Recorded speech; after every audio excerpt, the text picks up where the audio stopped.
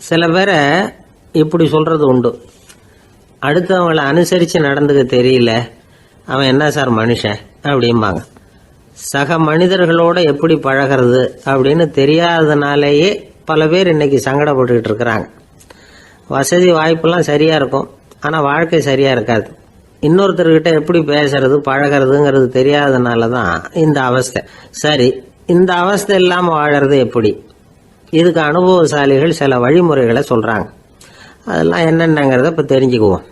முதல்ல நம்ம நாக்கு நம்ம கண்ட்ரோலில் இருக்கணும்.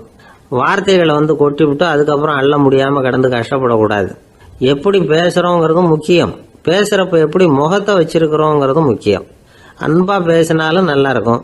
அப்படி பேசுகிறப்ப ஆதரவாக அவர் தோள் மேலே ஒரு கையை போட்டுக்கிட்டு பேசினா இன்னமும் நல்லா இருக்கும். ரெண்டாவது விஷயம், இன்னொருத்தர்கிட்ட பேசுகிறப்ப வாக்குறுதிகளை அள்ளி வீசக்கூடாது. கொடுக்குற வாக்குறுதி குறைச்சலாக இருக்கணும். அப்படி கொடுத்த வாக்குறுதியை கண்டிப்பாக நிறைவேற்றணும். நாம் ஒருத்தரை பாராட்டுறோம் அல்லது அவரை பற்றி அபிப்பிராயம் சொல்கிறோம்னா அது ஆக்கப்பூர்வமாக இருக்கணும். நம்ம பாராட்டு அல்லது விமர்சனம் அடுத்தவருடைய முன்னேற்றத்துக்கு உதவுறது மாதிரி இருக்கணும். நாம் சொல்கிறத கேட்டுட்டு அவன் தலையில் கையை வச்சுட்டு உட்காந்துடக்கூடாது. எப்பவும் உற்சாகமாக இருக்கணும், முகம் அலர்ச்சியாக இருக்கணும். மனுஷன் இருந்தால் வருத்தம், கவலை, ஏமாற்றம் எல்லாம் இருக்க தான் செய்யும்.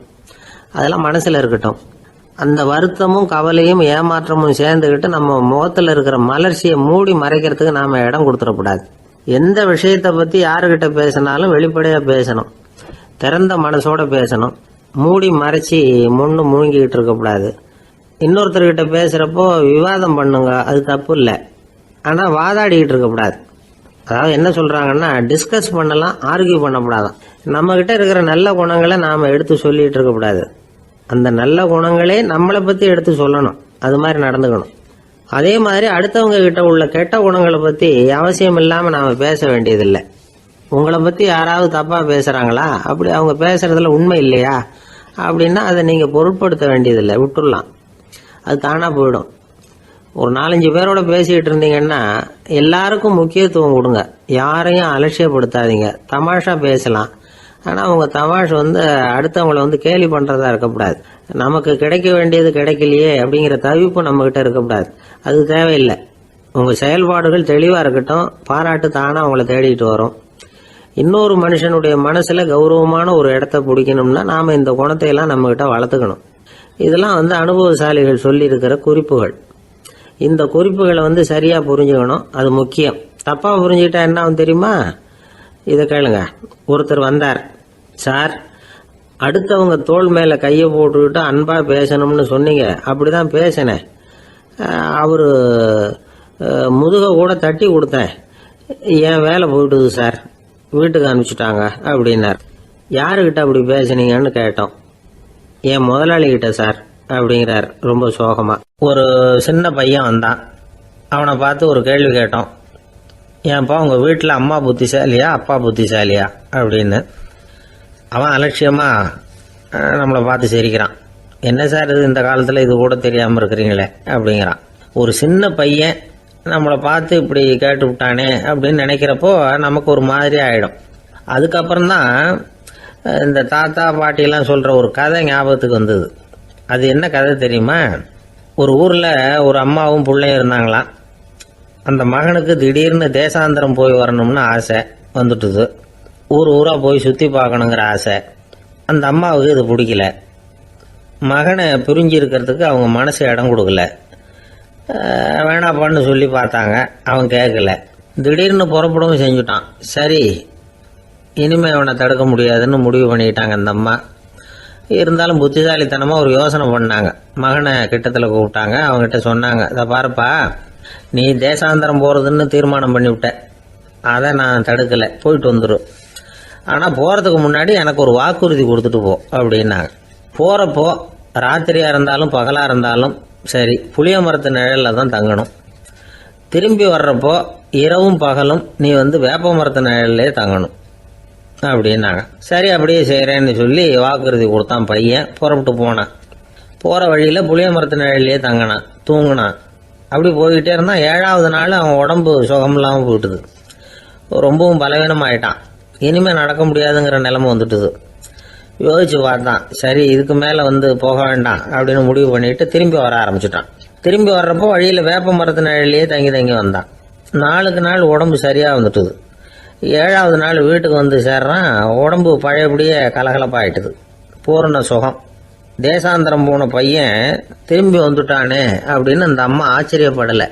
ஏன்னா அவங்களுக்கு தெரியும் இப்படி ஆகும்னு. பையன் சீக்கிரமாக திரும்பி வரணுங்கிறதுக்காக தான் அவங்க அந்த யோசனையை சொன்னாங்க. என்ன விஷயங்கிறதையும் அவங்களே சொன்னாங்க. மகனே, புளிய மரத்து நிழல் உடம்புக்கு உஷ்ணத்தை கொடுக்கும், சீக்கம் உண்டாக்கும். அதனால் நீ தொடர்ந்து புளிய மரத்து நிழலில் தங்கினாவே நோய்க்கு ஆளாயிட்ட. அதனால் பயணத்தை முடிச்சுக்கிட்டு திரும்பி வரணுங்கிற முடிவுக்கு வந்துட்ட. திரும்பி வர்றப்போ நீ தங்கினது வேப்ப மரத்து நிழல். அது உடம்புக்கு குளிர்ச்சியை தரக்கூடியது, நோயை தீர்க்கக்கூடியது. அதனால் சுகமாக வீட்டுக்கு சேர்ந்துட்ட. உன்னோட தேசாந்திர பயணத்தை தடுக்கிறதுக்காக தான் இப்படி பண்ணினேன் அப்படின்னாங்களாம் அந்த அம்மா. பார்த்தீங்களா அம்மாவோட புத்திசாலித்தனத்தை? அப்பாவாக இருந்தால் இப்படியா பண்ணுவார்? ஒரு அப்பா பையன்கிட்ட 10 ரூபா கொடுத்து இதை எடுத்துக்கிட்டு அடுத்த ஊருக்கு போய் அங்கே இருக்கிற மாமா கிட்ட இதை கொடுத்துட்டு வாடா, வழியில் எங்கேயாவது மரத்தடியில் படுத்து தூங்கி விடாதே அப்படின்னு எச்சரிக்கை பண்ணி அனுப்புனாராம். பையனுக்கு எச்சரிக்கையாக வாழறது எப்படிங்கிறத கற்றுக் கொடுக்கறதுக்காக இப்படி பண்ணார். அவன் பணத்தை வாங்கிட்டு போனான். அப்பா சொன்னதை மறந்துட்டு ஒரு மரத்தடியில் படுத்து தூங்கிட்டான்.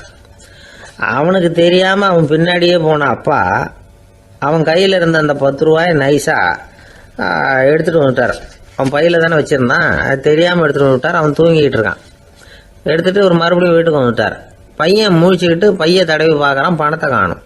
அழுதுகிட்டே திரும்பி வந்தான். அப்பா கிட்ட விஷயத்த சொன்னான். அப்பா சிரிச்சுக்கிட்டே சொன்னார், அதுக்கு தான்ப்பா ஆரம்பத்திலேயே எச்சரிக்கை பண்ணினேன், இனிமேலாவது நீ ஜாக்கிரதையாக இருக்கணும் அப்படிங்கிறதுக்காக தான் இப்படி பண்ணினேன். அந்த பணம் எங்கேயும் போயிடல, நான் தான் அதை உனக்கு தெரியாமல் எடுத்து வச்சிருக்கிறேன். இதோ பாரு அப்படின்னு சொல்லிக்கிட்டு சைடு பாக்கெட்டில் கையை விட்டா அது ஓட்டையாக இருக்குது. அதை எவனோ ஏற்கனவே கத்திரிச்சு எடுத்துகிட்டு போயிட்டான். இப்போ அப்பா முகத்தில் அசடு வழிஞ்சுதான். ஒரு ஆள் இருந்தான், நிறைய பணம் சம்பாதிச்சான். ஆனால் செலவு பண்ண மனசு வரல, கருமி. அவன் என்ன பண்ணா, சேர்த்த பணம் பூராவையும் ஒரு மரத்தடியில் புதைச்சி வச்சுருந்தான். வாரத்துக்கு ஒரு தடவை அந்த மரத்தடிக்கு வருவான். புதைச்ச இடத்த ஆவலோடு பார்த்துக்கிட்டு இருப்பான். அதுக்கப்புறம் போயிடுவான். அவ்வளவுதான். ஒரு நாள் ஒரு திருடன் வந்தான்.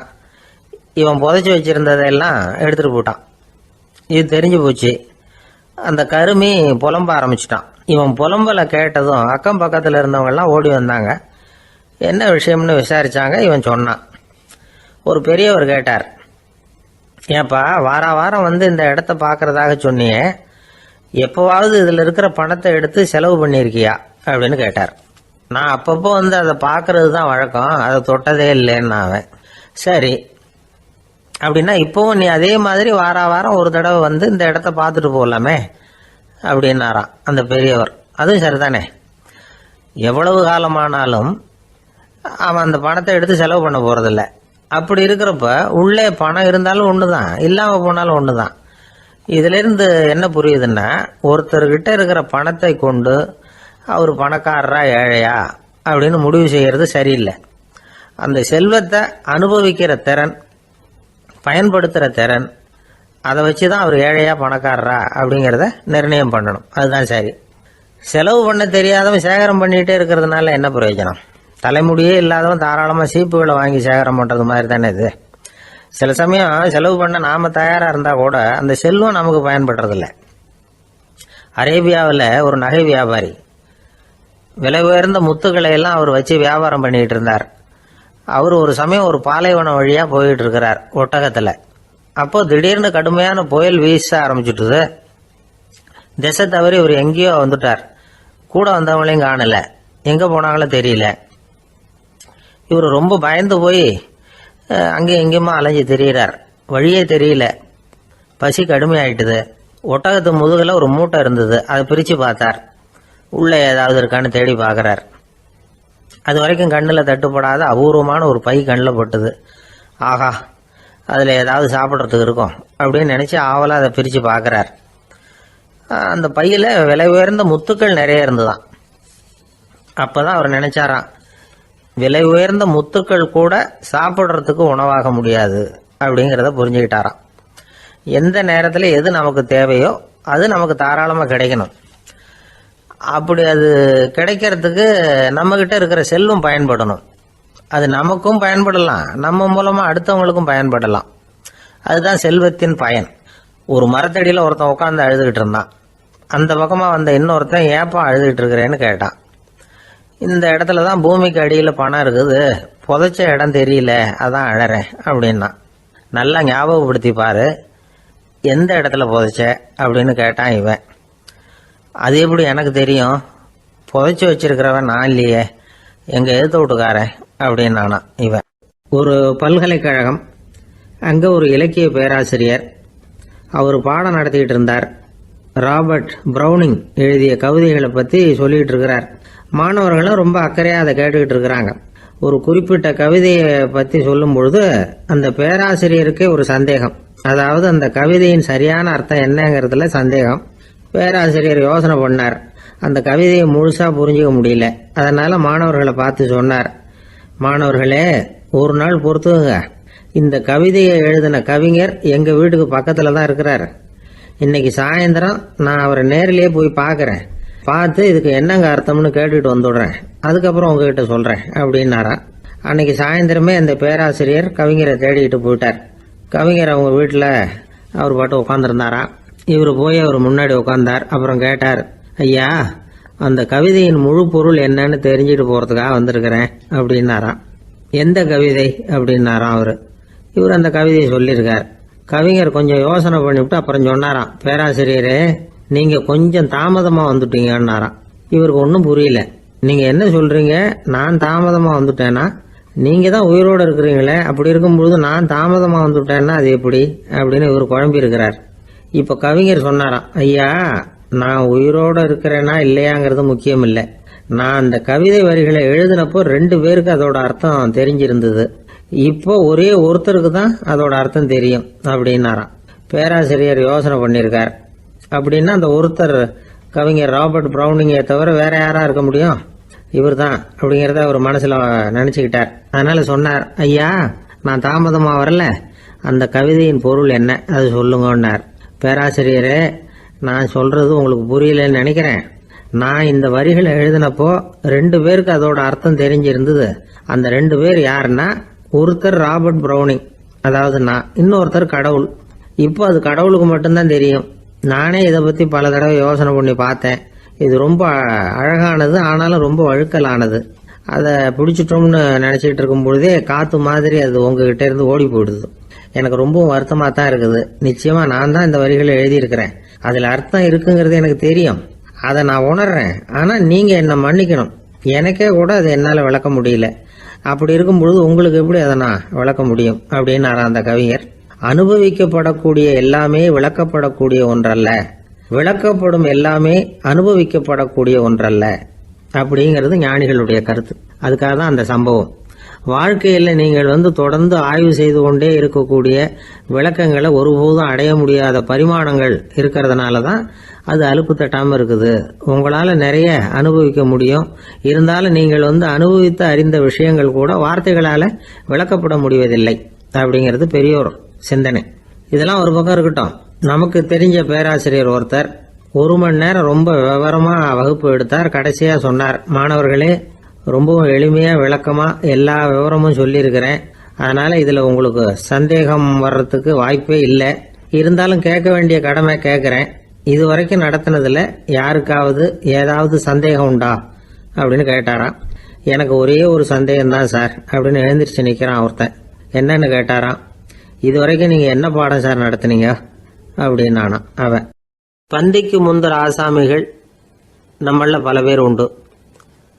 அப்படி முந்தறதுக்கு கூட முயற்சி பண்றவங்க நிறைய பேர் இருக்கிறாங்க. இதுல என்ன ஒரு விஷயம்னா, பந்திக்கு முந்தறது கூட தப்பு இல்லை. ஆனா அப்படி ஒரு விருந்துல ஆளா போய் உட்காந்து சாப்பிட்டா கூட வெளியில வர்றப்ப என்ன பெரிய விருந்து வச்சுட்டான், சாம்பார்ல உப்பு இல்லை, ரசத்துல காரம் இல்லை அப்படின்னு குறை சொல்லிட்டே வர்றது இருக்கு பாருங்க. அது சரியில்லை, நாகரிகமும் இல்லை. கல்யாண பத்திரிகையில என்ன போட்டிருக்குது, என் பொண்ணுக்கும் இன்னார் பையனுக்கும் கல்யாணம், எல்லாரும் குடும்பத்தோட வந்திருந்து மணமக்கள் ஆசீர்வதிக்கணும், இப்படித்தானே போட்டிருக்கோம். குடும்பத்தோட விருந்து சாப்பிட்டு சாப்பாடு எப்படி இருக்குன்னு அபிப்பிராயம் சொல்லிவிட்டு போங்க அப்படின்னா போட்டிருக்கு கல்யாண பத்திரிகையில. ஒருத்தர் வீட்டு விசேஷத்துக்கு போயிருக்கோம்னா எவ்வளவோ அசௌகரியங்கள் நமக்கு ஏற்படலாம். ஏராளமான கூட்டம் வந்திருக்கும். எல்லாரையும் அவங்க தனித்தனியாக கவனிச்சுக்கிட்டு இருக்க முடியாது. நாம தான் அனுசரித்து நடந்துக்கணும். நாமளா போய் வாழ்த்த வேண்டியவங்களை வாழ்த்தி விட்டு சேரணும். அதை விட்டுட்டு பத்திரிக்கை கொடுத்தானேன்னு போனேன், கவனிப்பே சரியில்லை அப்படின்னு புலம்பிக்கிட்டு இருக்கக்கூடாது. ஒரு விருந்துக்கு போனால் அங்கே எப்படி நடந்துக்கணும் அப்படிங்கிறத பற்றி கூட அனுபவசாலிகள் சில விவரங்கள்லாம் சொல்லியிருக்கிறாங்க. இந்த காலத்தில் கல்யாணம், பிறந்த நாள், அது இதுன்னு நிறைய விருந்துகள் நடக்குது. அதெல்லாம் எதுக்காக? மனித உறவுகளை வளர்த்துக்கிறதுக்காக தான், வேற எதுக்கு? ஒரு விருந்துக்கு போனால் அமைதியாக பொறுமையாக போய் உட்காரணும். அடித்து பிடிச்சிக்கிட்டு இடத்த பிடிக்க போகிறேன் அப்படின்னு நிற்கக்கூடாது. முதல் பந்தி நடந்துக்கிட்டு இருந்தால் அது முடிஞ்சு இலை எடுத்து சுத்தம் பண்ணதுக்கு அப்புறம் போய் உட்கார்றது தான் நாகரீகம். இலை எடுக்கிறதுக்கு முன்னாடியே அங்கே போய் உட்காந்தா நல்லா இருக்காது. நீங்கள் சாப்பிட்டுட்டு உட்காந்துருக்கீங்களா, சாப்பிட்றதுக்கு உட்காந்துருக்கீங்களா, பார்க்குறவங்களுக்கு சந்தேகம் வந்துடும். அதே மாதிரி இலையில எல்லா ஐட்டமும் பரிமாறினதுக்கு அப்புறம் சாப்பிட ஆரம்பிக்கணும். ஒவ்வொரு ஐட்டமாக வைக்க வைக்க நாம் பாட்டுக்கு எடுத்து உள்ளே தள்ளிகிட்டே இருந்தோம்னா எதை வச்சோம் எதை வைக்கலன்னு பரிமாறினவரே குழம்பி போயிடுவார். ஏன்னா எப்போ பார்த்தாலும் இலை காலியாகவே இருக்கும். சாப்பிட்றப்போ உங்கள் சாப்பாட்டையே நீங்கள் கவனிக்கணும். அடுத்தவங்க இலையில என்ன இருக்குது, பக்கத்தில் இருக்கிறவர் எதை அதிகமாக சாப்பிட்றார், இதெல்லாம் நமக்கு என்னத்துக்கு? எல்லாரும் சாப்பிட்டு முடிக்கிற வரைக்கும் பொறுமையாக இருக்கிறது தான் நல்லது. நீங்கள் மட்டும் திடீர்னு பாதியில் எழுந்திரிச்சு பக்கத்தில் இருக்கிறவங்களுக்கு சங்கடமாக இருக்குமேங்கிறதெல்லாம் யோசிக்காமல் நீங்கள் பாட்டு எழுந்திரிச்சு போகக்கூடாது. பக்கத்தில் உள்ளவங்க உங்களை எழுந்திரிக்க சொன்னால் எழுந்திரிச்சு போகலாம். விருந்துகளில் சாப்பாட்டை வீணாக்கிறதே ஒரு நாகரிகமாக போட்டுது இந்த காலத்தில். சாப்பாட்டுக்கே கஷ்டப்பட்டுக்கிட்டு பல பேர் இந்த உலகத்தில் இருக்கிறப்போ சாப்பாட்டை வீணாக்கிறது எவ்வளோ பெரிய மோசங்கிறத நினச்சி பார்க்கணும். வேணுங்கிற அளவுக்கு கேட்டு வாங்கி சாப்பிட்றது தான் முறை. விருந்தில் இந்த பஃபே அப்படின்னு சொல்லி ஒரு முறை சொல்கிறாங்கல்ல, அதாவது உணவு வகைகளையெல்லாம் பொதுவாக ஒரு இடத்துல வச்சுடுறது, நமக்கு தேவையானதை நாமே எடுத்துட்டு ஒரு தட்டில் போட்டுக்கிட்டு சாப்பிட வேண்டியது. இதில் கூட சில பேர் தேவைக்கு அதிகமாக எடுத்து போட்டுக்கிட்டு வீணாக்குறாங்க. சில சமயம் கடைசியாக சாப்பிட போகிறவங்களுக்கு எல்லா ஐட்டமும் கிடைக்காம போகலாம். அதை போய் பெருசு பண்ணிகிட்டு இருக்கக்கூடாது. என்ன சார் இந்த அளவுக்கு கூடவா நாகரிகம் தெரியாமல் இருக்கிறோம், இதை போய் பெருசாக சொல்ல வந்துட்டீங்களே அப்படின்னு நினைக்கலாம். ஒருத்தர் 2 பேருக்கு இந்த விவரம் தேவைப்படலாம். அவங்க காதலையும் இது விழட்டுமேங்கிறதுக்காக தான் இது. ஒரு பெரிய கல்யாண விருந்து நடந்துக்கிட்டு இருந்தது. விருந்து மண்டபத்து வாசலில் ஒருத்தர் நின்றுக்கிட்டு வர்றவங்களையெல்லாம் ரொம்ப மரியாதையாக வணங்கி உள்ளே அனுப்பி வச்சுக்கிட்டு இருந்தார். எப்படி தெரியுமா? வர்றவங்க கையெல்லாம் பிடிச்சி முத்தம் கொடுத்து அதுக்கப்புறம் உள்ளே அனுப்பி வச்சுக்கிட்டு இருந்தாராம். கூட்டம்லாம் முடிஞ்சதுக்கப்புறம் அவர்கிட்ட போய் கேட்டிருக்கிறாங்க, சார் நானும் எவ்வளவோ விருந்துகளுக்கு போயிருக்கிறேன், இருந்தாலும் இவ்வளவு மரியாதையாக வர்றவங்க கைக்கெல்லாம் முத்தம் கொடுத்து வரவேற்கிறத இங்கே தான் பார்க்குறேன் அப்படின்னு சொன்னாங்க. அதுக்கு அவர் சொன்னார், அட போங்க சார், நான் முத்தம் கொடுக்கல, முந்தின பந்திக்கு சாப்பிட்டவங்களே அடுத்த பந்திக்கும் வர்றாங்களான்னு மோந்து பார்த்து அனுப்பி வச்சுக்கிட்டு இருந்தேன் அப்படின்னார். ஒருத்தன் எப்படி நடந்துக்கிறாங்கிறத வச்சு தான் அந்த ஆள் எப்படிங்கிறத நாம் முடிவு பண்ணுறோம். ஆளுமைன்னு சொல்கிறோம்ல, அதுக்கு சூழ்நிலைகளை ஆளுகின்ற தன்மை அப்படின்னு விளக்கம் கொடுக்குறார் ஒரு உளவியல் நிபுணர். சரி, ஒரு மனிதனுடைய ஆளுமையை உருவாக்குகிற விஷயங்கள் என்னென்ன? பிறப்பு, வளர்க்கப்பட்ட விதம், படிப்பு, நண்பர்கள், சமுதாயம், இப்படி நிறைய உண்டு. ஆளுமையின் அடிப்படையில் சில மனநோய்கள் உண்டாகுது. அதெல்லாம் என்னென்னங்கிறத தெரிஞ்சு வச்சுக்கிட்டோம்னா நம்ம கூட இருக்கிறவங்கள அடையாளம் கண்டுபிடிக்கிறதுக்கு அது ரொம்ப உபயோகமாக இருக்கும். ஃப்ரெனாய்டு ஆளுமை அப்படின்னு ஒன்று. இந்த கோளாறு உள்ளவங்க எப்படி இருப்பாங்க தெரியுமா? அதிக உணர்ச்சி, சந்தேகம், பொறாமை இதெல்லாம் அதிகமாக இருக்கும். வளைஞ்சு கொடுக்க மாட்டாங்க. அடுத்தவங்களோட இணக்கமான உறவு இருக்காது. அவங்க செய்கிற தப்புக்கெல்லாம் அடுத்தவங்களை குறை சொல்லிகிட்டு இருப்பாங்க. இது ஒரு ரகம். அடுத்தது ஸ்கிசாய்டு ஆளுமை அப்படின்னு சொல்கிறாங்க. இந்த கோளாறு உள்ளவங்க அடுத்தவங்களோட பழக கூச்சப்படுவாங்க. சின்ன வயசுலேயே இது ஆரம்பமாயிடுது. பகல் கனவுலேயே சஞ்சரிப்பாங்க. அவங்களுடைய விரோதம், கோபம் இதை கூட வெளியில் காட்டிக்க முடியாமல் இருப்பாங்க. இவங்களுக்கு அகமுகம், பிரச்சனைகள்லேருந்து ஒதுங்கி எதுலேயும் ஈடுபாடு இல்லாதவங்களாக இருப்பாங்க. இப்படி ஒரு ரகம். அடுத்தது சைக்ளோதமிக் ஆளுமை அப்படின்னு சொல்கிறாங்க. அது என்னென்னா உணர்ச்சிகளில் ஏற்றத்தாழ்வு அதிகமாக இருக்குமா. சில சமயம் பார்த்தா மகிழ்ச்சியாக இருப்பாங்க, சில சமயம் சோகமாக உட்காந்துருப்பாங்க. அவங்க மனநிலைக்கு தகுந்த மாதிரி சமூக நிகழ்ச்சிகளில் பங்கெடுத்துக்குவாங்க. இன்னொரு வகை என்னென்னா எண்ணப்பீடிகை ஆளுமை அப்படின்னு பேர் வச்சிருக்கிறாங்க. அதுக்கு இவங்களுக்கெல்லாம் கரெக்டாக இருக்கணும், எல்லாம் சட்டத்திட்டம் இதுலேயும் ஒரு ஒழுங்குமுறை, இப்படி எதிர்பார்க்குற மனோபாவம். இவங்க எதிர்பார்ப்புக்கும் அரண்முறைக்கும் மற்றவங்க கட்டுப்படணும்னு நினைப்பாங்க. இந்த நிலைமை நீடிச்சா என்ன ஆகும் தெரியுமா? அலைக்கழிக்கிற எண்ணங்கள் திரும்ப திரும்ப ஒரே செயலை செய்ய தூண்டுற மன தளர்ச்சிக்கு ஆளாயிடுறாங்க. அடுத்தது ஹிஸ்டீரியா ஆளுமை. சின்ன விஷயத்தையெல்லாம் பெருசுபடுத்தி நாடகமாக்குற நடிகர்கள் இவங்க. உணர்ச்சி அதிகம் உள்ளவங்க. இவங்க மன எழுச்சியில் பக்குவமின்மை, குழந்தைத்தனம், முதிர்ச்சியின்மை எல்லாம் இருக்கும். தன்னலம் மிக்க குணம். பிறர் தன்னை மட்டுமே கவனிக்கணும்னு நினச்சி செயல்படுறது, இதெல்லாம் இவங்க அடையாளம். அடுத்த ரகம் எப்படின்னா வளர்ச்சியற்ற ஆளுமைன்னு சொல்கிறாங்க. அடுத்தவங்களோட இணங்கி போக முடியாதவங்க, அறிவு, மன எழுச்சி, சமூக உறவு இதில் எல்லாம் போதுமான வளர்ச்சியையும் நிறைவையும் பெற முடியாதவங்க. இவங்களால வாழ்க்கையில் முன்னேற முடியாது. பிச்சைக்காரங்க, குற்றவாளிகள் இவங்ககிட்டெல்லாம் இது மாதிரியான ஆளுமை அதிகமாக இருக்குமா. அடுத்தது என்னென்னா சோர்வுடைய ஆளுமை. எதுலேயும் உற்சாகம் இல்லாமல் சோர்ந்து போயிருப்பாங்க. அதுக்கெல்லாம் நமக்கு வலிமை இல்லைப்பா அப்படின்னு சொல்லிட்டு இருப்பாங்க. சின்ன விஷயங்களுக்கெல்லாம் அதிர்ச்சி அடையிறது, வாழ்வின் சுவையை அனுபவிக்க முடியாதவங்க. இன்னொரு ரகம் இது கொதித்தெழும் ஆளுமைங்கிறாங்க. எதுக்கு எடுத்தாலும் ஆத்திரம், குரோதம், வன் செயல் இதுலெல்லாம் ஈடுபாடு இப்படி உள்ளவங்க. நத்தை வகை ஆளுமை அப்படின்னு ஒன்று. அடுத்தவங்க மேலே விரோதம் இருக்கும், அடிக்கணுங்கிற எண்ணம் இருக்கும். ஆனால் அதை அப்படியே வெளியில் காட்டாமல் அதே சமயம் அமைதியான முறையில் வெறுப்பை வெளிக்காட்டுற ரகம். இவங்கெல்லாம் பேசாமல் கம்முன்னு இருந்துக்கிட்டே நினைச்சதை நிறைவேற்றிக்கிடுவாங்க. முன்ஜாக்கிரதை ஆளுமை அப்படின்னு ஒரு ரகமா. பாதுகாப்பின்மை, சந்தேகம், முழுமையின்மை, அறவேக்காட்டுத்தனம் இந்த மனப்போக்கு அதிகமாக இருக்கிறதுனால அகம்பாவம், புடிவாதம், எச்சரிக்கை எல்லாம் அளவுக்கு மீறி இருக்கும். இதுவரைக்கும் நாம் பேசிக்கிட்டு இருந்த ஆளுமை பண்புகள் அளவுக்கு அதிகமாக போயிட்டுதுன்னா ஆளுமை கோளாறுகள் ஏற்படும். அதன் அடிப்படையில் மனவியாதிகள் வருமா. அதனால் இணக்கமான எல்லாரும் விரும்புகிற இயல்பான ஆளுமையை பெறுவதற்கு நாம் முயற்சி செய்யணும் அப்படிங்கிறது மனோதத்துவ நிபுணர்களுடைய ஆலோசனை. ஒருத்தர் ஒரு மனோதத்துவ டாக்டரை தேடிட்டு வந்தாராம். டாக்டர், எனக்கு மனசில் ஏதோ வியாதி, ஆளுமை கோளாறு, அதாவது எனக்கு சீக்கிரமாக செத்து போனால் தேவையில்லைன்னு தோணுது அப்படின்னாராம். உடனே அந்த டாக்டர், சரி அப்படின்னா இங்கே இருங்க, நான் வைத்தியம் பார்க்குறேன் அப்படின்னாராம். ஒருத்தர் முகத்தை தொங்க போட்டுக்கிட்டு ஒரு மாதிரியாக வந்தார். என்ன விஷயம்னு விசாரித்தேன். என்னுடைய நண்பன் ஒருத்தங்கிட்ட கருத்து வேறுபாடு, இனிமேல் நமக்குள்ளே எந்த சம்மந்தமும் வேணாம்னு நட்பை முறிச்சிட்டு வந்துட்டேன்னா. நண்பர்கள்னு இருந்தால் கருத்து வேறுபாடு வரத்தான் செய்யும்னு. கருத்து வேறுபாடு வராமல் இருக்கிறதுக்கு ஏதாவது வழி உண்டா அப்படின்னு கேட்டாங்க. அதை பற்றி நிபுணர்கள் சில யோசனைகளை சொல்லியிருக்கிறாங்கன்னு. முதல் விஷயம் என்னென்னா, உங்கள் நண்பனுக்கு ஒரு செய்தி சொல்லணும்னா அதை நீங்களே நேரடியாக சொல்லுங்கள், அல்லது உங்கள் கைப்பட கடிதம் எழுதுங்க. அதாவது நேரடி தொடர்பு முக்கியம். அதை விட்டுட்டு இன்னொருத்தர் மூலமாக நண்பர்களுக்கு செய்தி அனுப்புனா நீங்கள் சொல்கிற செய்தி அப்படியே போய் சேராது, அது சேதமாயிடும். கூட்டி குறைச்சி சொல்லிவிடுவாங்க, அது குழப்பத்தில் கொண்டாந்து விட்டுரும். இது ஒரு யோசனை. ரெண்டாவது யோசனை என்னென்னா, நீங்கள் ஒரு நல்ல காரியத்தை செய்யும் பொழுது உங்கள் நண்பரையும் சேர்த்துக்குங்க, அவருக்கும் அதில் ஒரு ஈடுபாட்டை உருவாக்குங்க.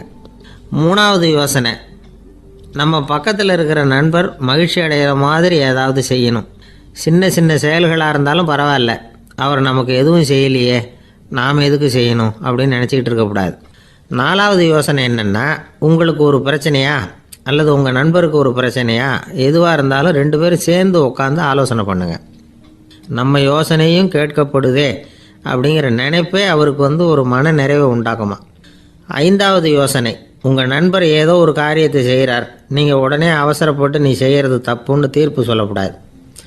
அவர் அதை செய்யறதுக்கான நியாயங்கள் எவ்வளோ இருக்கும், அதை புரிஞ்சுக்கிறதுக்கு முயற்சி பண்ணணும். 6வது யோசனை, உங்கள் நண்பர் என்ன சொன்னாலும் அதை பொறுமையாக கேளுங்க. அவர் சொல்கிறத புரிஞ்சுக்கணும், அவர் சொல்ல விரும்புகிறத புரிஞ்சுக்கணும், அவர் சொல்ல முடியாமல் தவிக்கிறதையும் புரிஞ்சுக்கணும்.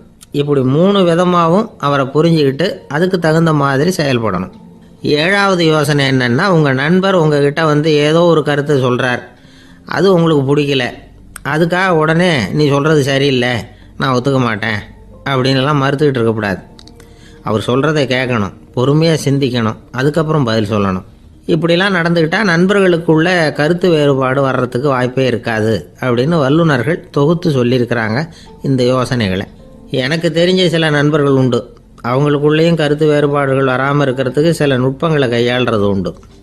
ஒருத்தர் சொன்னார், அந்த டாக்டர் சின்ன வயசுலேருந்து என் கூட பழகினவர், நாங்கள் 2 பேரும் இணை பிரியாத நண்பர்கள். இருந்தாலும் எனக்கு உடம்பு சரியில்லைன்னா நான் அவர்கிட்ட வைத்தியம் பார்த்துக்க மாட்டேன் அப்படின்னார் ஒருத்தர். ஏன் அப்படின்னு கேட்டேன். எங்கள் நட்பு கெட்டுப்போடக்கூடாது இல்லையா, அதனால தான் அப்படின்னாரு இவர். ஒரு சிகை அலங்கார கூடம். ரொம்ப சுறுசுறுப்பாக எல்லாரும் வேலை செஞ்சுக்கிட்டு இருக்கிறாங்க. முடி வெட்டிக்க வந்திருக்கிறவங்க நிறைய பேர் எல்லாரும் வரிசையாக உட்காந்துருக்குறாங்க. அந்த சமயத்தில் திடீர்னு கதவை திறந்துக்கிட்டு ஒருத்தர் உள்ளே வர்றார். அவர் ஒரு பெரிய மனிதர். அவரும் முடி வெட்டிக்கிறதுக்காக தான் உள்ளே வந்திருக்கிறார். அவரை பார்த்த உடனே அங்கே வரிசையில் உட்காந்துருந்தவங்க எல்லாரும் எழுந்திரிச்சு அவர்கிட்ட வந்துட்டாங்க. அவரை சுற்றி நின்றுக்கிட்டாங்க. எப்படி இருக்கிறீங்க, நல்லா இருக்கீங்களா அப்படின்னு விசாரிக்க ஆரம்பிச்சிட்டாங்க. எல்லாம் முடிஞ்சதும் வந்தவர் கேட்டார், வரிசையில் கடைசியாக இருக்கிறவர் யார் அப்படின்னு கேட்டார். ஏன்னு கேட்டாங்க. நான் அதுக்கு அடுத்தபடியாக உட்காரணும், அதுக்காக தான் கேட்குறேன் அப்படின்னார். உடனே அங்கே இருந்தவங்கெல்லாம் என்ன சொன்னாங்க தெரியுமா? நீங்கள் வரிசையில் காத்திருக்கக்கூடாது, நீங்கள் அரசாங்கத்தின் தலைவர், உங்களுக்கு நேரம் முக்கியம், அதனால் நீங்கள் முன்னாடி போங்க அப்படின்னு சொன்னாங்க. ஆனால் அதை அவர் கேட்கல. தோழர்களே, உங்களுடைய கருத்துக்கு ரொம்ப நன்றி. எல்லாரும் வரிசையாக தான் வரணும், அதுதான் முறை. வரிசையில் வரணுங்கிற நடைமுறையை நானும் பின்பற்ற விரும்புகிறேன். நாம் எல்லாரும் சமமானவர்கள் அப்படின்னார். இப்படி சொல்லிவிட்டு வரிசையில் கடைசியாக இருந்த ஒரு நாற்காலியில் போய் உட்காந்துக்கிட்டார். தன் சட்டை பையில் இருந்த ஒரு செய்தித்தாளை எடுத்தார், படிக்க ஆரம்பிச்சிட்டார். ஆனால் அங்கே இருந்தவங்களால இதை பார்த்துக்கிட்டு சும்மா இருக்க முடியல. ஒருத்தர் எழுந்திரிச்சு வந்தார். ஐயா, இப்போ என்னுடைய முறை வந்திருக்குது, நான் தான் போக வேண்டிய முறை. உங்களை இங்கே காத்திருக்க வைக்கிறத விட ஒரு 5 ஆண்டுகளுக்கு கூட நான் முடிவெட்டிக்காமே இருந்துட முடியும் அப்படின்னார்.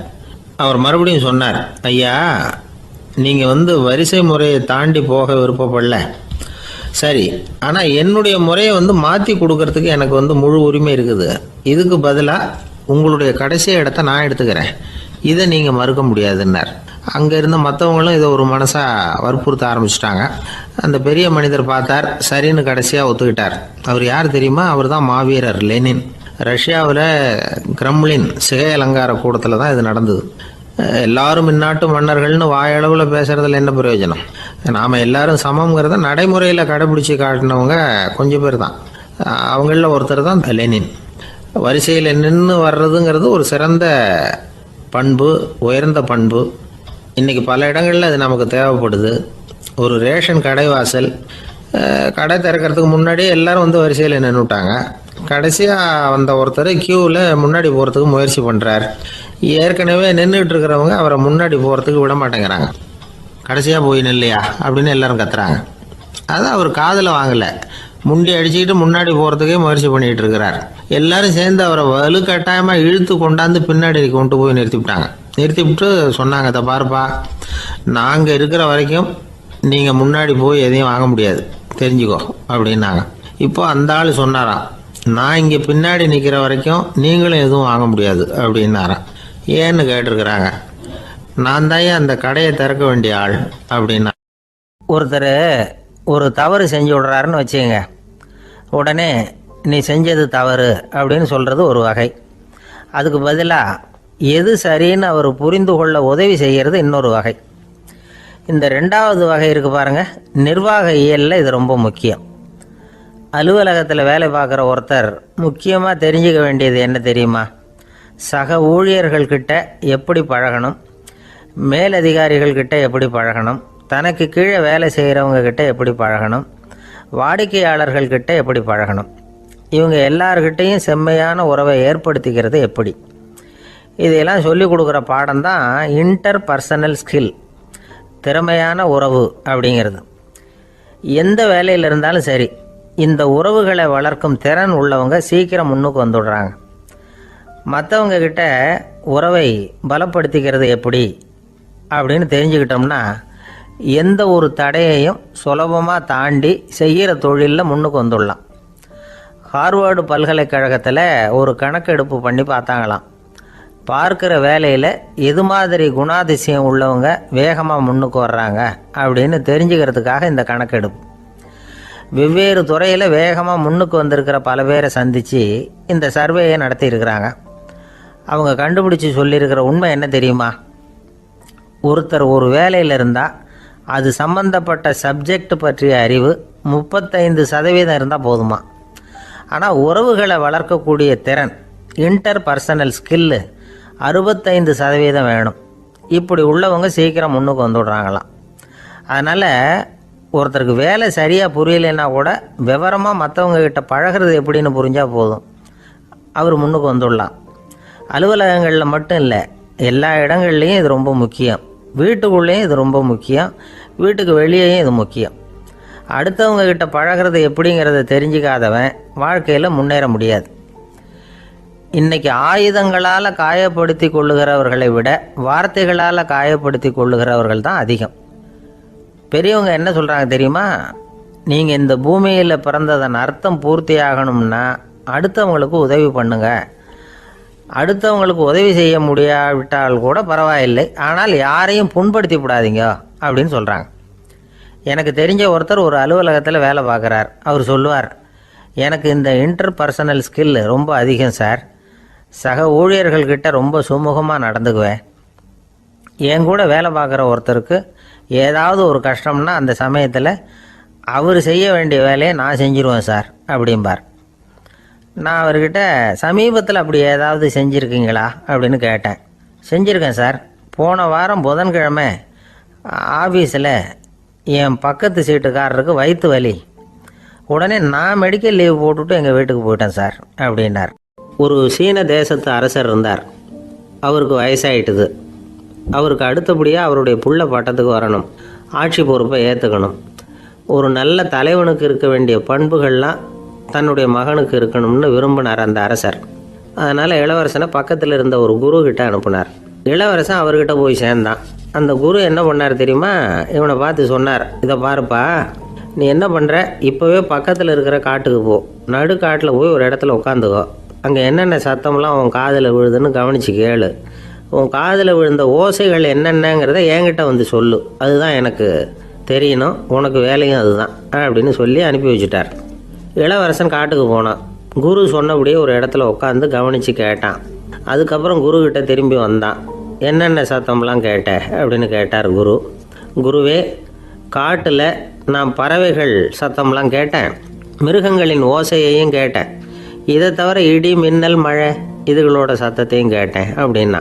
குரு யோசனை பண்ணார், நீ இன்னமும் சரியாக கேட்கல, அதனால் மறுபடியும் காட்டுக்கு போ, கொஞ்ச நாள் தங்கியிருந்து கேட்டுட்டு வா அப்படின்னார். இளவரசனுக்கு ஒன்றும் புரியல. இருந்தாலும் குருவின் கட்டளையாச்சே, மறுக்க முடியுமா? உடனே அவன் மறுபடியும் காட்டுக்கு போனான். ஒரு இடத்துல உட்காந்தான். கொஞ்ச நேரம் உன்னிப்பாக கவனித்து கேட்டான். சில நாள் கழித்து குருக்கிட்ட திரும்பி வந்தான். குருவே, இந்த தடவை சில துல்லியமான சத்தங்களை எல்லாம் கேட்டான். தேனி பறக்கிற சத்தம், நீரோடையின் மெல்லிய ஓசை, இதெல்லாம் கேட்டேன்னா. குரு சிரித்தார். நீ மறுபடியும் காட்டுக்கு போ, இன்னும் சில நாள் அங்கே இரு, முழுமையாக கவனமாக கேட்டுக்கிட்டு வா அப்படின்னு சொல்லி அனுப்பி வச்சுட்டார். இளவரசனுக்கு குழப்பம் அதிகமாயிட்டுது. ஒன்றுமே புரியல. மறுபடியும் காட்டுக்கு போனான். மௌனமாக ஒரு இடத்துல உட்காந்துட்டான். அப்படியே தியானத்தில் ஆழ்ந்துட்டான். சில நாளில் அவனுக்கு இதுவரை கேட்காத ஓசைகள்லாம் கேட்க ஆரம்பிச்சிட்டுது. இதைத்தான் நான் கேட்கணும்னு என்னுடைய குரு எதிர்பார்த்துருக்கிறாருங்கிறத புரிஞ்சுக்கிட்டான். உடனே குருக்கிட்ட ஓடனான். குருவே, இந்த தடவை காதுகளுக்கு கேட்க முடியாத சில ஓசைகளை கூட என்னால் உணர முடிஞ்சுது. பூ மலருகிற ஓசை, சூரியனால் பூமி சூடாகிறப்போ எழுகிற ஓசை, காலை பனித்துளியை இந்த புல்லுலாம் குடிக்கிற ஓசை, இது எல்லாம் என்னால் நல்லா கேட்க முடிஞ்சுது அப்படின்னா. குருவுக்கு இப்போ தான் திருப்தி ஏற்பட்டு தான். இளவரசனை பார்த்து சொன்னார், இதை பாருப்பா, இப்போ தான் நாட்டை ஆளுகிற தகுதி உனக்கு வந்திருக்குது அப்படின்னு சொல்லி அதுக்கு விளக்கமும் கொடுத்தாராம். எந்த அரசன் தன்னுடைய மக்களின் இதயம் பேசுகிற மௌன மொழியை, மௌன வார்த்தைகளை கேட்குறானோ அவன்தான் ஆள தகுதி உள்ளவன். எந்த அரசன் தன்னுடைய மக்களின் உணர்ச்சிகளை உண்மையாக உணர்றானோ அவன்தான் முதன்மையான அரசன். போலி வார்த்தைகளை மட்டும் கேட்டுட்டு பல மௌன ராகங்களை காதில் வாங்கிக்காதவன் அரசனே இல்லை. எந்த நாட்டில் எப்போ ஒரு அரசன் தன்னுடைய மக்களின் உணர்ச்சிகளை கேட்க மறுக்கிறானோ அன்னையிலேருந்தே அந்த நாடு அழிய தொடங்குது அப்படின்னு அர்த்தம். இதுதான் அந்த குரு இளவரசனுக்கு போதிச்சது. வாயால் பேசுகிறத மட்டும் கேட்டு ஏமாறக்கூடாது, உணர்ச்சிகளையும் கேட்கறதுல தான் மனப்பக்குவம் உண்டாகும். மக்கள் உணர்ச்சிகளை புரிந்து கொள்ளாத அரசர்கள் நீடிச்சிருக்க முடியாது. அது மாதிரி நாடுகளில் அடிக்கடி குழப்பம் தான் உண்டாகும். அப்படி இருந்தால் அடிக்கடி ஆட்சி மாறிக்கிட்டு இருக்கும். அப்படிப்பட்ட ஒரு தேசம், அங்கே ஒரு சிறைச்சாலையில் 3 கைதிகள் பேசிக்கிட்டு இருந்தாங்க. ஒருத்தன் சொன்னான், நான் இந்த நாட்டு ராஜாவை எதிர்த்து பேசிக்கிட்டு இருந்தேன், அதனால் என்னை பிடிச்சி கொண்டாந்து இங்கே போட்டுட்டாங்க அப்படின்னா ஒருத்தன். இன்னொருத்தன் சொன்னான், நான் இந்த நாட்டு ராஜாவை ஆதரித்து பேசிக்கிட்டு இருந்தேன், அதனால் என்னை பிடிச்சி கொண்டாந்து இங்கே தள்ளிவிட்டாங்க அப்படின்னா. அது சரி, நீ என்ன தப்பு பண்ண அப்படின்னு சொல்லி 3வது ஆளை பார்த்து இவங்க கேட்டாங்க. அதுக்கு அந்த ஆள் சொல்கிறான், நான் தான் இந்த நாட்டு ராஜா அப்படின்னானா. ஒரு நண்பர், அவர்கிட்ட பேசிக்கிட்டு இருந்தேன். மனித உறவுகள் பற்றி அவர் சொல்லிகிட்டு இருந்தார். அமெரிக்காவில் தந்தை மகன் உறவு எப்படி இருக்குது அப்படிங்கிறத விளக்கிறதுக்கு அவர் ஒரு கதையை சொன்னார். ஒரு அப்பா பகல் பூராவும் அலுவலகத்தில் வேலை, ஓடி ஆடி உழைச்சிக்கிட்டு களைச்சி போய் ராத்திரி 10 மணிக்கு மேலே வீடு திரும்பினான். வீட்டு வாசலில் அவரோட மகன் காத்துக்கிட்டு இருக்கிறான். இன்னமும் தூங்கலை. அப்பா வாசல்லையே தடுத்து நிறுத்தி, அப்பா உனக்கு சம்பளம் எவ்வளவு அப்படின்னு கேட்குறான். ஏற்கனவே ஆஃபீஸ் பிரச்சனைகளால் அலுத்து போய் திரும்புகிற அப்பாவுக்கு கோவம் வந்துடுது. என்னடா இப்படிலாம் கேளுன்னு உங்கள் அம்மா உனக்கு சொல்லி கொடுத்தாளா அப்படின்னு சொல்லிவிட்டு உள்ளே போய் சட்டையை கட்டி மாட்டி விட்டு குளிச்சு விட்டு மறுபடியும் வெளியில் வந்து உடையை மாற்றுகிற சமயம் அப்போ மறுபடியும் மகன் உள்ளே வந்து நிற்கிறான் அவர் முன்னாடியே. அப்பா உனக்கு எவ்வளவு சம்பளங்கிறான் மறுபடியும். அப்பாவுக்கு எரிச்சல் அதிகமாகிட்டுது. மணிக்கு $20 போதுமா அப்படின்னார். அப்படின்னா எனக்கு ஒரு $10 தர முடியுமான்னா மகன். இதுக்கு தான் என் சம்பளம் எவ்வளவுன்னு கேட்டியா? 2ஆம் வகுப்பு படிக்கிற உனக்கு எதுக்குடா $10 அப்படின்னு கத்திவிட்டு தொலைக்காட்சி பெட்டியின் முன்னாடி போய் உட்காந்துக்கிட்டு ஏதோ நிகழ்ச்சியை பார்க்க ஆரம்பிச்சிட்டார். கொஞ்ச நேரம் கழித்து மறுபடியும் மகன் வந்து நிற்கிறான். அப்பா ப்ளீஸ் எனக்கு ஒரு $10 கொடுக்க முடியுமா? மகனுடைய கண்களில் கண்ணீர். என்னடா அவன் கண்ணீரை காட்டி காரியம் சாதிக்கலாம்னு பார்க்குறியா? ஒரு காசு கூட கொடுக்க மாட்டான் போ அப்படின்னு விரட்டி விட்டான். மகன் கண்ணீரை தொடச்சிக்கிட்டே கண்ணை தொடச்சிக்கிட்டு பேசாமல் போய் படுத்துக்கிட்டானா. கொஞ்ச நேரம் ஆச்சு. அப்பாவோட கோபம் கொஞ்சம் கொஞ்சமாக குறைஞ்சிது. பிள்ளைகிட்ட கோபமாக கத்துனது தப்பு தாங்கிறது புரிஞ்சுது அவனுக்கு. எழுந்திரிச்சு போனான், படுக்கை இறக்கி போனான். மகனை பார்த்தான். அவன் தலையணையை கட்டி பிடிச்சிக்கிட்டு அழுதுகிட்டு இருக்கிறான். அவனை மெல்ல நெருங்கி அவங்ககிட்ட எதமாக பேசுகிறதுக்கு ஆரம்பித்தானான். எதுக்குடா உனக்கு $10 பள்ளிக்கூடத்தில் கேட்டாங்களா அப்படின்னு கேட்டானான். மகன் சொல்லியிருக்கான், இல்லை டாடி, உனக்கு 1 மணி நேரம் சம்பளம் $20ன்னு சொன்னேன்.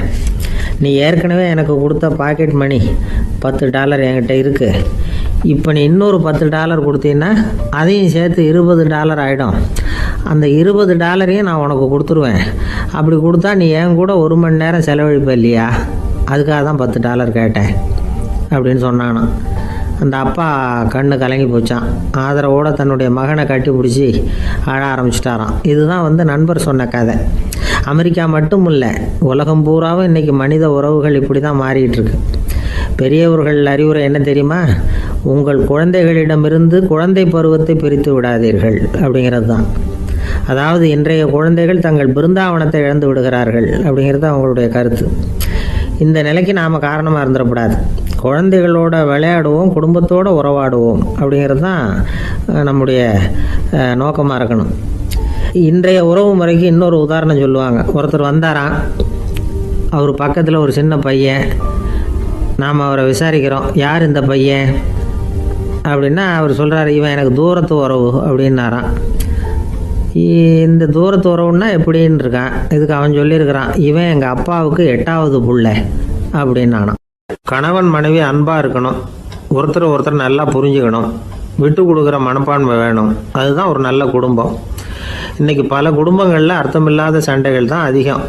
கிராமப்புறங்களில் வேடிக்கையாக ஒரு கதை சொல்லுவாங்க. ஒரு ஊரில் ஒரு ஆள் இருந்தான்.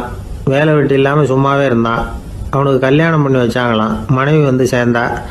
சும்மாவே உட்காந்துருக்கிறியே, ஏதாவது சம்பாதிக்கிற வழியை பாரு அப்படின்ட்டுருக்கா.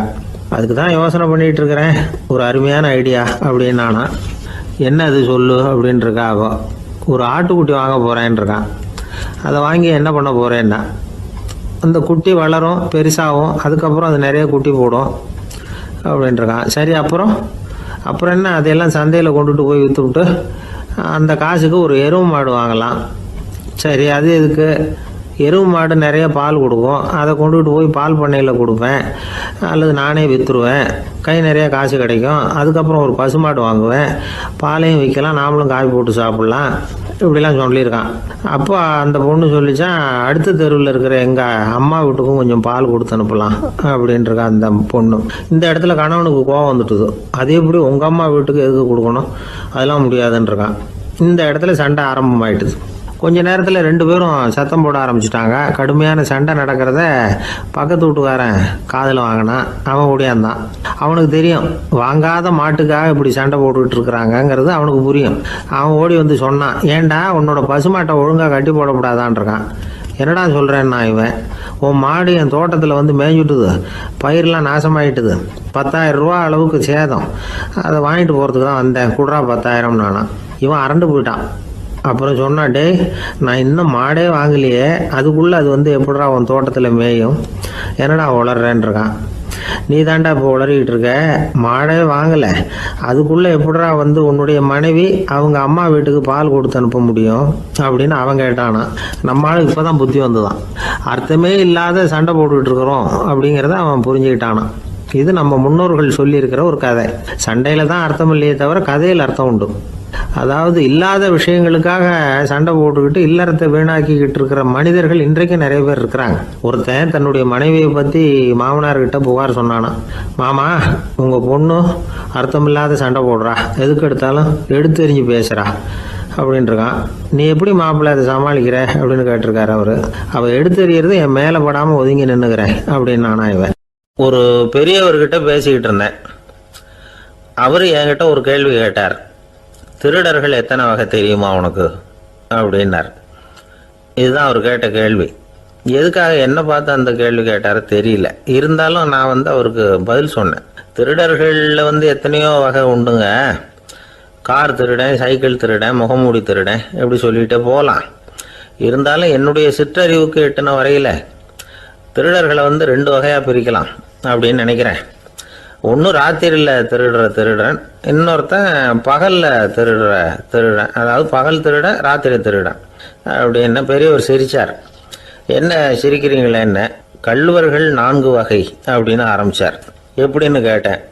சாப்பாட்டுக்கு இல்லாமல் திருடுறாங்க பாருங்க, அது ஒரு வகையான். சாப்பாட்டுக்கு இருந்தும் திருடுறாங்க பாருங்க, அது ஒரு வகையான். இதை தவிர இன்னும் ஒரு 2 வகை திருட்டு உண்டு. அது என்னன்னா, ஆண்டவன் கிட்ட இருந்து நாம திருடுற திருட்டு, இன்னொன்று என்னன்னா நம்ம கிட்ட இருந்து ஆண்டவன் திருடுற திருட்டு அப்படின்னார். எனக்கு ஒன்றும் புரியல. என்ன சார் இது, ஆண்டவனையே திருடன்னு சொல்றீங்களே அப்படின்னு ஆச்சரியமா. ஆமாங்க, ஆண்டவனை கல்வன்னு சொல்றது இல்லையா. காஞ்சிபுரத்துக்கு பக்கத்தில் திருக்கார்வனம் அப்படின்னு ஒரு ஊர் இருக்கு. அங்கே உள்ள பெருமாளுக்கு கல்வர்னு தான் பேர். அது மட்டும் இல்லை, திருமங்கை ஆழ்வார் தம்முடைய திரு நெடுந்தாண்டகத்தில் கார்வனத்துள்ளாய் கல்வா அப்படின்னு தான் அழைக்கிறார் அப்படின்னு நிறைய உதாரணம்லாம் சொல்ல ஆரம்பித்தார். அதுக்கப்புறம் அவர்கிட்ட பேசி நான் புரிஞ்சுக்கிட்ட விவரங்களை தான் நான் இப்போ உங்ககிட்ட சொல்ல போகிறது. அதாவது அவர் சொன்ன முதல் வகை திருடர்கள் சாப்பாட்டுக்கு இல்லாமல் திருடுறவங்க. இவங்களை திருத்தி போடலாம். சாப்பாட்டுக்கு இருந்தும் பணம் சேர்க்கணுங்கிற ஆசையால் பொய் கணக்கெல்லாம் எழுதுறாங்க பாருங்க, அவங்க தான் 2வது வகை. 3வது வகை திருட்டு தான் மிகப்பெரிய திருட்டு. இறைவனுக்கு சொந்தமானதை நம்முடையதுன்னு நினைக்கிற திருட்டு. எது இறைவனுக்கு சொந்தமானது அப்படின்னா ஆத்மா. பகவானுக்கு சொந்தமான ஆத்மாவை நம்முடையதுன்னு நினைக்கிறது தான் அந்த மாபெரும் திருட்டு. இதுக்கு பேர் தான் ஆத்மாபகாரமா. சரி, இதுக்கு பரிகாரம் என்ன? எல்லாம் இறைவனுடையது, நமக்கு ஒன்றும் இல்லை அப்படின்னு நினைக்கிறது தான் இதுக்கு பரிகாரம். இதெல்லாம் இருக்கட்டும். 4வது திருட்டு ஒன்று சொன்னோம்ல, ஆண்டவன் நம்மகிட்ட இருந்து திருடுறது. அது எப்படி? ஆண்டவனை கல்வன்னு சொல்கிறாங்க, அது சரி. அவர் என்னத்தை திருடினார்? இப்போ இன்னொருத்தருக்கு சொந்தமான ஒன்றை எடுத்து வச்சுக்கிறது தான் கள்ளத்தனம். ஆனால் ஆண்டவன் எடுத்துக்கிட்டோம்னா இருக்கிறது எல்லாமே அவனுக்கு சொந்தம். அப்படி இருக்கிறப்போ அவரை எப்படி கல்வன்னு சொல்கிறது? இது என்ன புரியாமல் இருக்குதே அப்படின்னு சொல்லி பார்த்தா அதுக்கும் விளக்கம் சொல்கிறாங்க அவங்க. அதாவது ஆண்டவனுக்கு உருவமே கிடையாது, அரூபமாக இருக்கிறவன், அதாவது உருவம் இல்லாமல் இருக்கிறவன். அப்படி உள்ள பகவான் நம்மளை மாதிரி உருவத்தில் இருக்கிறான். நம்மளை மாதிரியே கை காலு மூக்கெல்லாம் இருக்குது ஆண்டவனுக்கு. இந்த உருவம் நம்மகிட்ட இருந்து திருடினது தானே. அவன் தன்னுடைய உண்மையான திருமேனியை நமக்கு காட்டாம, அதாவது தரிசனம் கொடுக்காம இருக்கிறது கள்ளத்தனம் தானே. அதனால தான் இதுவும் ஒரு பெரிய திருட்டு, இருக்கிறதுலேயே மிகப்பெரிய திருட்டு அப்படிங்கிறார். என்கிட்ட பேசிக்கிட்டு இருந்தார், இந்த விஷயம்லாம் சொல்லிட்டு இருந்தாரு அந்த பெரியவர். அதாவது திருட்டை ஆன்மீக நோகத்தில் அவர் பார்க்குறார். நம்ம பார்வையில் இதை விட அபூர்வமான திருட்டுலாம் இங்கே உண்டு. அபூர்வமான திருடர்களும் உண்டு. ஒரு திருடன் சிறையிலிருந்து விடுதலையாகி வெளியில் போனான். கொஞ்ச நாளில் மறுபடியும் திரும்பி ஜெயிலுக்கு வந்துட்டான். அப்போது சிறை அதிகாரி அவனுக்கு அறிவுரை சொன்னாராம். ஏன்பா இப்படி அடிக்கடி தப்பு பண்ணிவிட்டு ஜெயிலுக்கு வந்துவிடுறியே, உனக்கு சொந்த பந்தம் எதுவும் இல்லையா? உனக்கு அப்பா, அண்ணன், தம்பிகள் அவங்க கூட எல்லாம் சேர்ந்து வாழணுங்கிற ஆசை இல்லையா அப்படின்னு கேட்டிருக்கார். அவங்களோட சேர்ந்து வாழணுங்கிற ஆசை எனக்கு நிறைய உண்டுங்க சார் அப்படின்னு அவன். அப்புறம் எதுக்கு இப்படி ஜெயிலுக்கு வந்துவிடுற அப்படின்னாரான் அவர். அவங்க எல்லாருமே இங்கே தானே சார் இருக்காங்க அப்படின்னு அவன். ஒரு ஊரில் ஒரு துறவி இருந்தார், புத்த சமய துறவி. அந்த ஊர் மன்னன் அவரை பற்றி கேள்விப்பட்டிருக்கான். ஒரு நாள் புறப்பட்டு போனான், துறவியின் பாதங்களை தொட்டு வணங்கினான். அதுக்கப்புறம் சொன்னான், ஐயா, நான் உங்களை அரண்மனைக்கு அழைச்சிட்டு போகிறதுக்காக வந்திருக்கிறேன். இனிமே நீங்கள் இங்கே எதுக்கு இருக்கணும் அப்படின்னு அவன் மனசுக்குள்ளே என்ன நினைப்புன்னா, இவர் எங்கே வர போகிறாரு, நான் ரொம்ப எளிமையானவன், எனக்கு எதுக்கு அரண்மனை வாசம்னு சொல்லிவிடுவார் அப்படின்னு நினச்சிருக்கான். ஆனால் அந்த துறவி என்ன பண்ணார் தெரியுமா? அப்படியா, சரி போகலாம், வா, போய் உன் ரதத்தை கொண்டுட்டு வா, அரண்மனைக்கு போகும்பொழுது அதுக்கு தகுந்த மாதிரி ஆடம்பரமாக போகணும் அப்படின்னு விட்டாரான். துறவி இப்படி சொன்னதும் அந்த மன்னனுக்கு மனசுக்குள்ளே சந்தேகம் வந்துட்டுது. இவர் உண்மையிலேயே துறவி தானா, ஏமாத்து பேர் வழி மாதிரி தெரியுதே அப்படின்னு நினச்சிருக்கான். இருந்தாலும் இனிமேல் என்ன பண்ணுறது, சொல்லியாச்சு. ரதத்தை கொண்டுட்டு வந்தான். துறவி ஏறி உக்காந்தார். பக்கத்தில் ராஜா. அவர் ரொம்ப உற்சாகமாக வரார். இவன் ரொம்ப சோர்ந்து போய் வரான். துறவி மரத்தடியிலேயே வாழ்ந்து பழக்கப்பட்டவர், அரண்மனையில் எளிமையாக ஒரு இடத்துல உட்காந்துக்குவார் அப்படின்னு நினச்சான். ஆனால் அப்படி இல்லை. அரண்மனைக்கு வந்த உடனே அந்த துறவி அதை கொண்டுட்டு வா, இதை கொண்டுட்டு வான்னு சொல்லி உத்தரவு போட ஆரம்பிச்சுட்டார். அரண்மனையில் இருந்தால் அரசனை மாதிரி இருக்கணும் அப்படிங்கிறார்.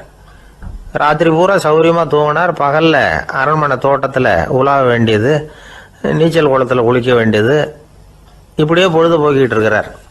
அந்த அரண்மனையில் துறவி மகிழ்ச்சியாக இருக்கிறார். மன்னனால் அப்படி இருக்க முடியல. அவருக்கு எந்த கவலையும் இல்லை, இவனுக்கு அரசாங்க கவலைகள்.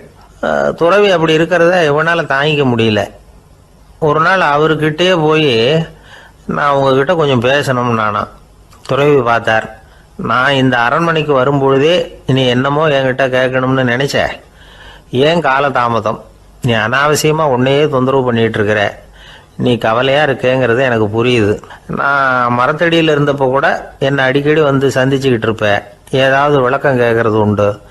இங்கே வந்த பிறகு என்னை சந்திக்கிறது கூட அபூர்வமாக போயிட்டுது. நீ இப்போ என்ன கேட்க போறேங்கிறது எனக்கு தெரியும், இருந்தாலும் கேள் அப்படின்னாராம். வேற ஒன்றும் இல்லைங்க, இப்போ உங்களுக்கும் எனக்கு என்ன வித்தியாசம்? 2 பேரும் அரண்மனையில் தான் இருக்கிறோம். நீங்கள் மகிழ்ச்சியாக இருக்கிறீங்க, நான் அப்படி இருக்க முடியல. இவ்வளவுக்கும் நீங்கள் முன்னாடி இருந்தது மாதிரி இல்லை. தினமும் தங்க தேர் கேட்குறீங்க, உயர்தரமான ஆடைகள் அணிகிறீங்க, சுவையான சாப்பாடு. இப்படி இருக்கிறப்போ உங்களுக்கும் எனக்கு என்ன வித்தியாசம்? இதுதான் மன்னனுடைய கேள்வி. இதுக்கு பதில் சொல்கிறேன், என் கூட புறப்பட்டு வா, இந்த நகரத்துக்கு வெளியில் போவோம் அப்படின்னு சொல்லி அரசனை கூப்பிட்டுக்கிட்டு ஊர் எல்லைக்கு சேர்ந்தார் துறவி.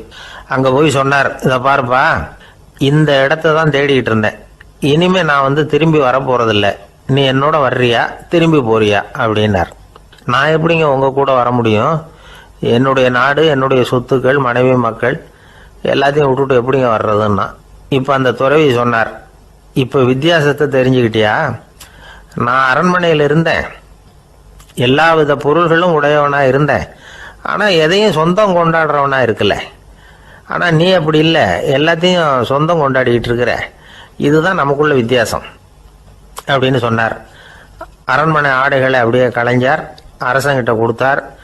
உன்னுடைய ஆடைகளை நீயே வச்சுக்கோன்னார். அவர் பாட்டுக்கு நடந்து போனார், திரும்பியே பார்க்கல. அரசனுக்கு அப்பதான் தன்னுடைய அறியாமை விளங்குச்சான். இதிலிருந்து நாம புரிஞ்சுக்க வேண்டியது என்னன்னா, இந்த உலகத்துல எத்தனையோ பொருள்கள், அதையெல்லாம் முறையா பயன்படுத்தினா மகிழ்ச்சி. அதை விட்டுட்டு அதுக்கெல்லாம் சொந்தம் கொண்டாட ஆரம்பிச்சா கவலை. நம்ம ஆட்கள் சொந்தம் கொண்டாடுற விதமே தனி. ஒரு ஆளு இன்னொருத்தங்கிட்ட ஒரு கொடை கடன் வாங்கியிருந்தான், திருப்பி கொடுக்கல. கொடையை கொடுத்தவன் கேட்டான், என்கிட்ட கடன் வாங்கினிய கொடை, அதை கொஞ்சம் திருப்பி தர்றியான்னா. அது உனக்கு இப்போ அவசரமா தேவைப்படுதா அப்படின்னு கேட்டான் இவன். எனக்கு தேவைப்படல, அந்த கொடையை நான் யாருக்கிட்ட வாங்கியிருந்தேனோ அவனுக்கு இப்போ அது அவசரமா தேவைப்படுது அப்படின்னு அந்த ஆள். ஒரு ஊர்ல ஒரு புகழ்பெற்ற பத்திரிகையாளர் இருந்தார். அவர் ஒரு நாள் திடீர்னு இறந்து போயிட்டார். அதுக்கப்புறம் நேரா சொர்க்கத்துக்கு போனார். சொர்க்கத்தின் வாசல்ல நின்றுகிட்டு இருந்த ஒருத்தர் அவரை தடுத்தார். இதை பாரு, ஏற்கனவே இங்க 12 பத்திரிகையாளர்கள் இருக்கிறாங்க, அவங்களுக்கு இங்க வேலை இல்லை. அதுக்கு என்ன காரணம்னா, சொர்க்கத்துல திடுக்கிடும் செய்திகள்லாம் ஒன்றும் கிடையாது. அப்படி என்ன இருக்க போகுது? இங்க எல்லாம் அது ஒழுங்கா நடந்துகிட்டு இருக்கோம். எல்லாம் ஒழுங்காக நடந்தால் பத்திரிகைகளுக்கு சுவாரஸ்யமான கொலை கொள்ளை தீ வைப்பு இது மாதிரி எதுவும் இங்கே இல்லை. ஏற்கனவே இங்கே இருக்கிறவங்க எல்லாரும் மரத்தடியில் உட்காந்துக்கிட்டு தியானம் பண்ணிகிட்டு இருக்கிறாங்க. அந்த ஒரே செய்தி தான் தினமும் இங்கே வந்துக்கிட்டு இருக்குது. அதை படிக்கிறதுக்கே இங்கே ஆள் கிடையாது. அதனால் நான் என்ன சொல்கிறேன்னா, நீ பேசாமல் நரகத்துக்கே போயிடு. அங்கே எவ்வளவோ நிகழ்ச்சிகள் நடந்துக்கிட்டு இருக்கு. அங்கே தான் அதிகமான பத்திரிகையாளர்கள் தேவைப்படுறாங்க. அங்கே உனக்கு நிறைய வேலை இருக்கும். அதை செய்கிறதில்ல நீயும் மகிழ்ச்சியாக இருக்கலாம் அப்படின்னு சொன்னாராம். அங்கே அந்த சொர்க்கத்தின் வாசலில் நின்றுக்கிட்டு இருந்தவர். இந்த பத்திரிகையாளர் அங்கேயே நின்று கொஞ்சம் யோசனை பண்ணார். இவருக்கு சொர்க்கத்திலே இருக்கணும்னு தான் ஆசை. அதனால் மெதுவாக அவர்கிட்ட பேசினாராம். ஐயா, என்னை ஒரு 24 மணி நேரம் இங்கே உள்ளே இருக்கிறதுக்கு அனுமதி கொடுங்க. இங்கே இருக்கிற பல பத்திரிகையாளர்களை எனக்கு தெரியும். அவங்களில் சில பேரை சமாதானப்படுத்தி மெதுவாக பேசி நரகத்துக்கு அனுப்பி வச்சுட்றேன். நான் இங்கே இருந்துக்கிறேன். உங்கள் கணக்குப்படி 12 பேருக்கு மேலே இங்கே தாண்டாது, அப்படி பார்த்துக்கிறேன் அப்படின்னாராம்.